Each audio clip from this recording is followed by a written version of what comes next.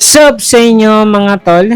Grabe ang haba ng holiday ngayon mga tol. But as you can see mga tol, kahit na walang pasok ang mga estudyante, tuloy pa rin tayo sa pagpiprint mga tol. Magkakat tayo, magre-ring bind tayo, magpiprint tayo, at magtatrabaho tayo ng tuloy-tuloy mga tol hanggat may kailangan ng services natin mga tol. Papapigil ba tayo kahit na walang pasok? Syempre hindi mga tol.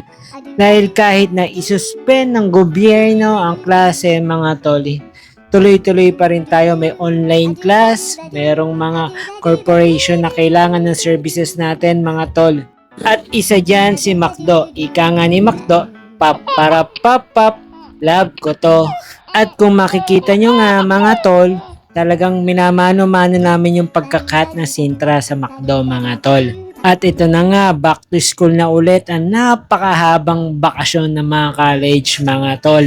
Magpapasukan pa lang, isipin mo, sem break kagad. Ito na ata yung era na kung saan, pasukan pa lang, bakasyon agad.